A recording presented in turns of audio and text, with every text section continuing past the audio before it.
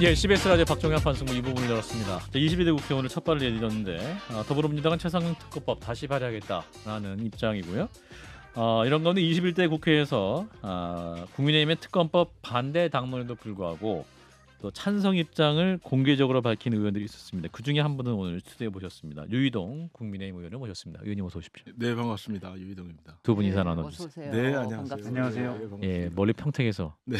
예, 오늘 나와주셨습니다. 오늘 일부에서도 그 정성호 의원이 가장 회식이 많은 날인데 네. 방송의 약속을 지켰다고 했는데 우리 의원님도 역시 그렇죠. 뭐 당선되시는 분들은 예. 당선되신 대로 예. 또 낙선된 사람들은 낙선된 대로 예. 이렇게 정리 모임을 예, 하시는데 정리 모임도 해야 되고 예. 뭐 또 주변 지인들이 또 식사 자리 이런 것들을 많이 갖자고 하니까 오늘 참 바쁜 날이죠. 예, 그래서 또 다시 내려가신다고 네, 하셔서 네, 사실은 삼선 의원이셨고 네, 근데 이제 또 여의도를 떠나시게 되셨잖아요. 네. 소회랄까 어떤 마음이십니까? 뭐 특별한 소회는 없고 뭐 이렇게 크게 실감은 안 되는데요. 아, 그러신가요? 다만 바라건대 제가 지나온 길이 조금 부끄럽지 않았으면 좋겠다 이런 생각은 갖고 있죠. 근데 뭐 이미 지나온 길이라 뭐 어떻게 예. 판단될지 모르겠지만 뭐 최근에는 선거 끝나고는 지난 일들을 좀 이렇게 정리하고 기록하는 일들을 하고 있습니다. 아, 그러시군요. 예. 사실은 지난 선거를 되짚어 보면 평택을 네. 지역구에서 평택병으로 이동하셨던 거죠. 그러니까 그 부분이 좀 선거 과정에 뭐 저는 당연한 결과였다고 생각을 하는데요. 평택 그런가요? 갑을로 있다가 예. 이제 지역구가 인구가 늘어서 지역구가 예. 하나가 신설이 됐는데 예. 그 제가 을 지역이었으니까 또 을에 제 고향 태어나서 자란 곳도 있고 그렇죠. 저희 부모님도 거기 계시고 그래서 예. 을로 나왔으면 좋겠다는 얘기도 있었는데 네. 이 병이 묘하게도 민주당이 전통적으로 강한 동들이 모여 있는 곳이에요. 그런데 제가 선수도 높고 그런데 예. 거기에 가서 이렇게 하는 것이 지역에 있는 새롭게 도전하시는 그렇죠. 초선 의원님들한테는 사실 아파트 밀집 지역이라 초선 의원님들이 짧은 기간에 가서 극복하기는 어려운 지역이었는데요. 예, 예. 그래서 이제 제가 그 선택을 하게 된 거죠. 그러니까 그 선택하신 것까지 포함하면 제가 2017년부터 그 우리 유희동 의원을 이렇게 네. 보고 관찰을 했었는데 예. 전혀 부끄럽지 않은 감사합니다. 의정 생활 또 지역 관리를 국민의원께서. 하셨다. 뭐 저는 감사합니다. 분명하게 말씀을 드립니다. 그렇죠. 이번에 좋은 이제 답답. 그 지역구 어려운 지역구를 그 이제 신인들 예. 말고 본인이 선택하신 것까지 포함해서 그렇군요. 예, 역사가 평가할 것이다. 그렇게까지. 예, 김기현 체제에서 이제 작년 11월 총선 기획단, 한동훈 비대위 체제에서는 공약개발 본부장도 하셨고 이제 네. 수도권 의원으로서 삼선의 이제 의원으로서 목소리 내셨지 않습니까? 근데 네. 이번에 이제 국민의힘이 네. 이제 돌이켜 보면 성적이 굉장히 안 좋았습니다. 네. 경기 지역에서 네. 어떤 원인이 가장 컸다고 보십니까? 저는 뭐 크게 두 가지인 것 같은데요. 예. 첫 번째는 정치적 현안에 대한 대응이 매우 미숙했다라는 거를 하나 들 수가 있고 총선 기간 동안. 그렇죠. 음. 네. 두 번째는 이게 훨씬 더 본질적인 건데요. 21대 총선이 끝나고 나서 그때도 대참패라는 이야기가 있었고 예. 당의 변화를 모색해야 된다는 주장들이 있었고 근데 그때 그렇게 해야겠다라는 이야기들만 있었지 계획이라든지 그 계획에 따른 실천이라든지 이런 게 전무했거든요. 예를 예. 들자면 그때 당시에 총선 돌이켜보면 총선 참패를 하고 나서 이 참패의 원인이 어디 있는지 또 그 우리가 가고자 하는 방향은 어딘지 이런 것들을 점검하고 예. 얼라이먼트를 해서 그러면 이것은 전당대회를 통해서 이 문제를 수습할 지도부를 뽑을지 예. 아니면 비대위로 갈지 비대위로 간다면 이 일을 잘 수행해낼 비대위원장 체제는 어떤 체제일지 이렇게 논의가 됐었어야 되는데 그때 당시에 이런 것들이 다 무시되고 급하다고 예. 실 바늘 허리매서 쓰듯이 이런 일은 김종인 위원장이 잘하신다 이렇게 하면서 이제 그 방향으로 가게 됐거든요. 예. 김종인 위원장이 그 역할을 잘 수행하지 못했다는 것이 그 아니라 말씀이 아니라 저는 예. 문제가 벌어지면 문제를 해결하고 진단하고 해결하는 방식이 있어야 되는데 우리 예. 당에는 그런 것들이 부재하다. 그래서 이번에도 똑같이 예. 이런 참패를 겪고 나서도 백서 문제라든지 예. 이걸 뭐 한 개인의 책임으로 막 몰아가려고 한다든지 또 여기 질서가 없이 뭐 이렇게 우왕좌왕한다든지 이런 모습들이 아마 그런 데서 나타나지 않았나 이런 생각. 백서 얘기 잠깐 하셨는데 네. 총선 백서 이제 필요하나? 네. 그래서 아까 의원님 말씀하신 어떤 원인에 대한 분석, 네. 또 이제 방안 이걸 하기 네. 위해서 백서 쓰는 건데. 네. 근데 지금 또 일각에서는 지금 벌써부터 백서 망했다 이미. 네. 기대가 많이 사라진 상태거든요. 네. 뭐가 또 이 백서 추진 과정에서 문제였을까요? 글쎄요, 뭐 제가 이 과정에 대해서는 뭐 깊게 관여를 하지 않아서 그리고 예. 또 선거 끝난 이후의 이슈라 뭐 이렇게 관심을 크게 갖지는 않았는데 그냥 예. 들리는 이야기들을 종합해서 보면 예. 이 역시도 그런 거죠. 그러니까 기록이라는 것은 징비록적인 차원에서 기록이라는 것은 매우 중요하고 예. 진지해야 되고 예. 그런데 사실은 이것을 어떤 정치적 이벤트로 생각한 것이 아닌가 하는 생각이 들죠. 그런 점에 있어서 지금 받고 있는 비판이 저는 일정 부분 수긍이 된다 이런 생각입니다. 그 어떤 백서 자체를 정책 이벤트화했다. 네, 그런 측면이 저는 없지 않아 있다고 봅니다. 아하. 예. 그러면 조정은 위원장이 한동훈 위원장 면담하겠다. 네. 뭐 이런 이야기 자체가 네. 이벤트성 발언입니까? 그 뭐 한동훈 위원장을 만날 수도 있고 누구를 그렇죠. 만날 수도 있겠죠. 예. 그런데 그 만나는 그 일들이 예. 이렇게 많은 분들한테 회자되고 언론에서 이 언론 저 언론 가릴 것 없이 뭐 만나니 많이 뭐 약속을 했니 말았니 이런 것이 이렇게 떠도는 것 자체가 저는 뭐 그렇게 썩 바람직한 모습은 아니라고 생각을 합니다. 저는 백서가 이제 나와봐야 오히려 내분, 뭐 친윤, 반윤, 친한, 반한 이렇게 하고 내분만 커질 것 같아요. 그렇죠. 그러니까 그 이 기록이 분명히 필요함에도 불구하고 예. 이것이 오염된 부분이 분명히 있는 거죠. 그러니까 안 낼 수도 없고 내서는 그 우리가 당초 기대했던 효과도 못 보고 이런 우려가 좀 있습니다. 예. 자, 오늘 이제 국민의힘 워크숍이 있었습니다. 22대 네. 국회 첫날. 그래서 오늘 이제 단일 대우를 강조하면서 네. 추경 원내대표가 똘똘 예. 하자, 뭉치자 이렇게 여러 구호가 있었습니다. 예. 의원님 그 혹시 소식 들으셨습니까? 아니요, 워크숍 저 관련? 오늘 지금 방금 와서 저희가 말씀드린 게 첫 소식입니까? 네. 단일 대우가 가장 중요한가요? 22대 국회에서? 정당이 기본적으로 필요한 게 똘똘 뭉치는 거는 중요하죠. 정치적 네. 의사들을 함께하는 집단이니까요. 네. 이제 다만 이제 똘똘 뭉쳐서 무엇을 하느냐, 어느 방향을 지향하면서 똘똘 뭉치느냐가 중요할 테고 예. 그 방향을 향해 가는 길에 우선순위라는 게 있을 거 아니겠습니까? 예. 그러니까 예. 우선순위를 잘 정해서 똘똘 뭉쳐서 갔으면 좋겠습니다. 오늘 이제 워크숍에서 임명진 전 비대위원장 이런 말씀하셨네요. 우리 당은 구의원 선거도 한 번도 안 한 사람이 선거를 치렀다. 비서실장은 정통 관료 출신, 정무수석은 국회의원 한 번도 안 해본 사람이고 시민사회 수석은 시자도 모르는 앵커가 있었다. 이런 상황에 선거에 이길 수 있다고 생각하면 정치적 문외하다. 굉장히 센 발언이네요.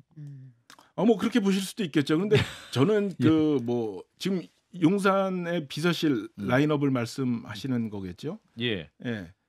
그러니까 뭐 선거를 지고 나면 다양한 이유들이 이제 등장하게 되잖아요. 근데 예. 저는 그거보다는 더 본질적으로 앞서 말씀드렸던 것처럼 우리 당이 갖고 있는 정치적 지향이랄까 이런 가치들을 조금 더 넓게 확장하지 못하고 전통적 그 수단에만 머물러 있었고 이런 노력이 게을렀었고 예.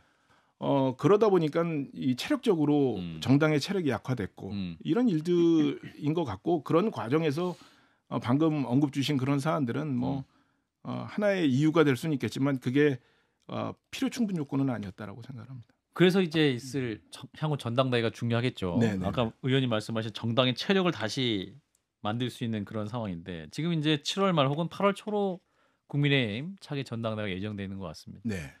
한동훈 전 비대위원장 네. 나오는 게 맞습니까? 글쎄요, 뭐 제가 나오는 게 좋다고 그래서 나올지 뭐 나오는 게 안 좋다고 그래서 안 나오실지는 잘 모르겠습니다만, 예. 제가 국회하고 인연을 맺은 게 16대 때거든요. 2001년도에 사회생활 첫 시작을 국회에서 했어요. 첫 직장으로. 그러시군요. 그 경험으로 비추어 보면 뭐 항상 경험이 맞는 건 아니겠습니다만, 예. 저는 한동훈 위원장을 매우 좋아하는 사람인데 그리고 또 가까이서 보니까 예. 그 역량도 매우 출중하다고 보는데 지금은 한동훈 위원장께 위원장께서 등장하시는 것보다는 조금 있다가 등장하시는 게 당을 위해서도 한동훈 위원장의 정치적 이력을 위해서도 좋지 않겠나는 개인적인 생각을 갖고 있습니다.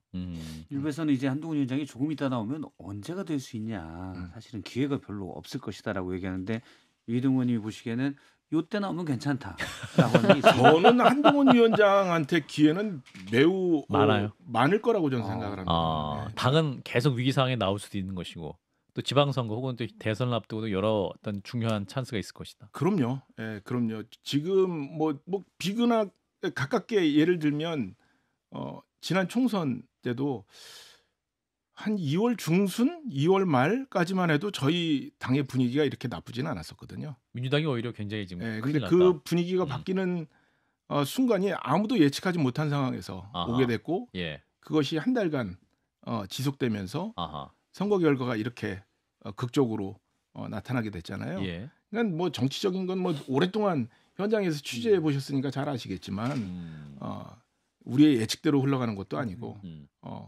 그래서 저는 뭐 충분히 기회가 많이 있을 거라고 생각합니다. 그런 충분한 자질을 가졌다고 저는 생각을 하고요. 진수희 장관님. 듣고 계셨습니다. 네, 잘 들었고요. 저 한동훈 위원장에 대해서는 비슷한 생각이에요. 지금 뭐 잊혀지는 거 두려워하고 그럴 지금 입장은 전혀 아니라고 보기 때문에 예. 뭐 출마하고 안 하고는 순전히 한동훈 위원장 개인의 이제 선택일 텐데 제가 저의 경험으로 봐서도 지금은 아닌 것 같고 정말 이 국가 운영을 한번 해보고 싶은 대권의 욕심이 생각이 있으시다면 차근차근 바닥에서부터 경험을 쌓고 성공과 실패에 이런 내공을 쌓는 그런 과정을 겪는 게 본인 아까 말씀하신 본인의 정치적인 그 이력 그 최후의 성공을 위해서도 그다음에 당을 위해서도 또 국민들을 위해서도 그 편이 낫지 않은가 이런 생각을 하는데 뭐 선택은 본인 지금 뭐 각종 여론조사 뭐 나오는 지표들을 봐서도 한동훈 위원장에 대한 그 당 내부에 있는 당원들의 지지는 매우 높기 때문에 저는 이 지지는 쉽게 꺼지지는 않을 거다라고 보고 있거든요. 아, 그런가요? 그러니까 훨씬 더 조금 더 당을 위해서 기여할 수 있는 그런 상황이 만들어지면 그때 나오시면 훨씬 더 그 힘을 크게 발휘하실 수 있을 것 같다 이런 생각을 합니다. 자, 저도 올 때 한동훈 위원장이 이제 대통령과 대립했던 모습 그런 모습을 있었고 또 상당히 엘리트 이미지잖아요. 네. 그리고 외모적으로도 뭐 크게 어느 정도 어필할 수 있고 그런 이미지 자체는 좋은데 또 검찰에 있을 때나 또는 비대위원장으로서 겪어본 사람들의 여러 얘기들 제가 주워 들어보면 너무 완벽주의적 성향이 강하고 결벽증도 좀 있는 것 같고 스킨십이 없다. 근데 저는 그래서 정치랑은 안 맞는 것 같다는 지적도 있거든요. 그건 뭐 이제 개인이 판단하시는 문제인데 제가 가까이서 선거를 치르면서 뭐 자주는 아닙니다만 정책 관련해서 상의를 하거나 뭐 이럴 때 보면 생각보다 제가 갖고 있었던 부정적인 이미지가 컸었는데 생각보다는 훨씬 더 사교적이고 약간 좀 엉뚱한 부분도 좀 있는 것 같고 긍정적으로 엉뚱한 부분이 있어요? 네, 좀 엉뚱하다면 매력. 그런 매력이죠. 엉뚱한 매력 있다. 네, 엉뚱한 건 대통령이 이전에 가장 엉뚱했었어서 아니 그런 의미의 엉뚱함이 아니고 인간적인 네. 매력을 충분히 느낄 수 있는 예를 들면 궁금해하시는 분이 많아요. 에피소드. 그건 개인적인 경험이니까. 알겠습니다. 개인적으로 묻겠습니다. 자 그러면 여기서 중요한 것은 유승민 전 대표 언제 결단하시는가? 글쎄 잘 모르겠어요. 전 뭐 한 보름 전인가 어느 방송에 나가서 그런 똑같은 질문을 받고 그때는 조만간 뭐 표현하지 않으실까? 뭐 그 가능성은 한 60% 전후가 안 될까? 뭐 요 정도 얘기를 했었는데 출마 가능성이 60% 전후다. 근데 지금은 저도 잘 모르겠어요. 그 이후에 뭐 뵙지를 못해서. 총선 끝나고 만나시긴 하셨죠? 예, 총선 끝나고 그 의례적인 낙선자 위로. 마음을 다해서 만나셨겠죠. 무슨 대화 나누셨어요? 그냥 뭐 애썼다. 그리고 선거가 매우 어려웠다. 당신도 지역을 이렇게 다녀보니까 매우 어려운 환경이었는데 그래도 고생들 했다. 뭐 이런 정도의 덕담이었죠. 아니 근데 그 결심을 하시는 쪽이든 안 하시는 쪽이든 결심을 하게 되면 그게 이제는 뭐 그러니까 7월 말 8초에 전대가 열린다고 하잖아요. 예. 그러면 이제 선거. 전대 시기 결정되고 이제 후보 등록. 룰도 결정이 되고 후보 등록은 언제 한다 뭐 이런 윤곽이 드러나면 뭐 궁금해하시는 분들 많으니까 뭐 가부간에 한판 승부에 나오시면 되겠네요. 예. 네. 진수희 장관님 계시는 금요일날 나오시면 되겠습니다. 고민은 어떤 고민 때문에 이제 만약에 안 나오시게 된다. 어떤 고민 때문에 안 나오실까요? 글쎄요, 그것도 잘 모르겠어요. 유승민 대표가 제가 본 유승민 대표는 매우 신중한 분이어서 예. 그 신중함 속에 어떤 생각이 있는지를 제가 잘 모르는 거죠. 예. 또 저희가 생각하는 거랑 또 다른 관점이 영향을 줄 수도 있는 거고요. 그래서 뭐 그 부분은 제가 잘 모르겠습니다. 자신 있게 말씀 못 드리겠네. 예, 대답하시는 분도 굉장히 신중하게 말씀하셨어요. 예, 저희도 신중하게 방송하고 있습니다. 자, 박정희 한판 승부고요. CBS 라디오입니다. 자, 최상병 특검법 예. 이제 22대 국회에서도 이제 다시 이제 법안 발의가 될 것 같은데 의원님 소신대로 투표를 하신 거죠? 그 당일에 전화 엄청나게 오더라고요. 그리고 문자도 엄청나게 오고 예. 때로는 공격적인 문자도 받고 저 언론으로부터. 언론으로부터 공격을 받으셨어요? 예. 그 뭐 소신 투표하셨습니까? 왜 제가 묻는데 대답을 안 하십니까? 좀 언짢기는 하더라고요. 정치복 씨. 네, 언짢기는 하던데. 그래서 예. 이제 그분께는 대답을 안 하고.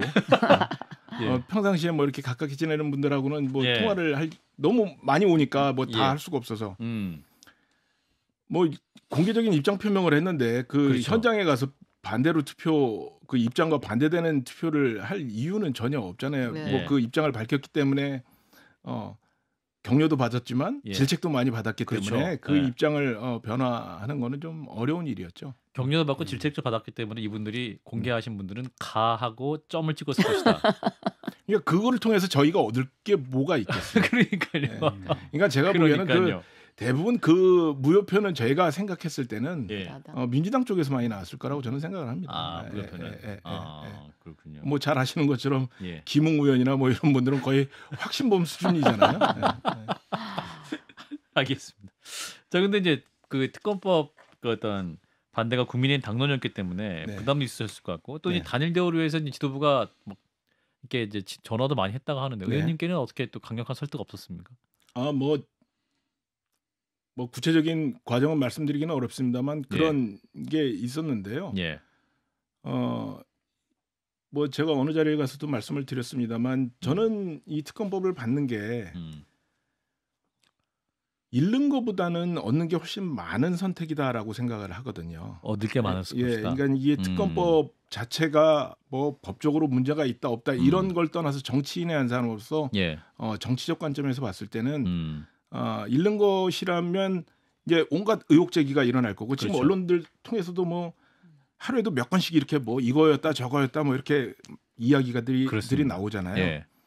근데 사실은 이렇게 되면 우리 윤석열 정부의 후반기 국정 운영의 동력을 많이 잃을 수 것이다. 있다. 그러니까 이런 것들은 빨리 정리를 해서 사법부의 영역으로 던져주고 제가 뭐 법률 전문가가 아니라서 법적으로 정확하게는 뭐 말씀드리기는 어렵습니다만 제가 듣고 의견을 구한 여러 전문가들을 통해서 들은 바에 의하면 이것이 그냥 하나의 어떤 뭐 누군가의 귀책으로 뭐 드러날 수는 있겠지만 이게 윤석열 대통령한테 직접적인 또 정부의 직접적인 이런 큰 데미지를 줄 수 있는 사안은 아니라고 보고 그렇다고 보면 이것들을 빨리 정리를 해서 국정 운영의 성과를 보여주는 것이 남은 시간이 얼마 없으니까 그것이 우리한테는 훨씬 더 시간을 효율적으로 쓰는 방법이 아니겠느냐라는 생각을 갖고 있는 거죠. 그리고 저희는 정치하는 사람들이기 때문에 지금 이 순간에 물론 이 최상병 특검 법안이 중요한 이슈이기는 합니다만 국민적 관심사이기도 하고 그런데 이게 한 달 넘게 이렇게 우리 국정 운영의 한 중심에 자리를 잡고 갑론을박해야 될 정도로 우선순위가 높은 것이냐.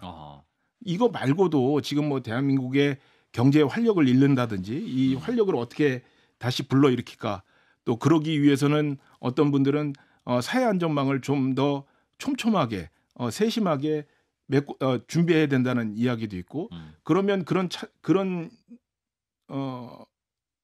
논의의 연장선상에서 그러면 우리가 지금 논의하고 있는 연금 법안을 어떻게 처리해야 되느냐.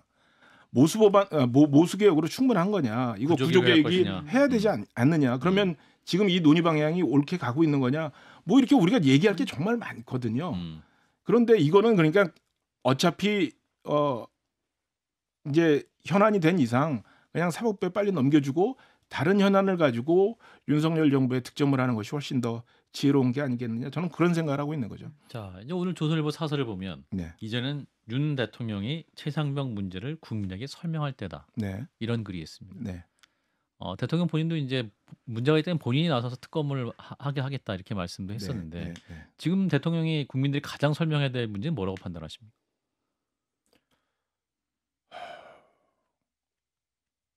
이 특검 법과 관련해서 최상병 문제에 관련해서 지금 여러 가지 요구 있고 지금 또 8월 2일 네. 어떠한 그 조사 내용이 이첩될 당시에 대통령과 이종섭 장관이 3차례나 직접 통화한 사실이 드러나고 있고 저는 그래서 제가 이제 앞서 말씀드렸던 그 이유로 이 법안을 빨리 처리를 하자고 했던 거거든요. 예. 이게 사안 작은 사안 나올 때마다 누군가는 대답을 해야 되잖아요. 그렇죠. 그러니까 이걸 묶어서 종합적으로 답을 하면 될 것을 예. 이게 사안 나오다 보면 사실 저희가 해야 될 일들은 전혀 못하고 그냥 그 논의에 함몰돼서 끌려가는 거거든요. 예.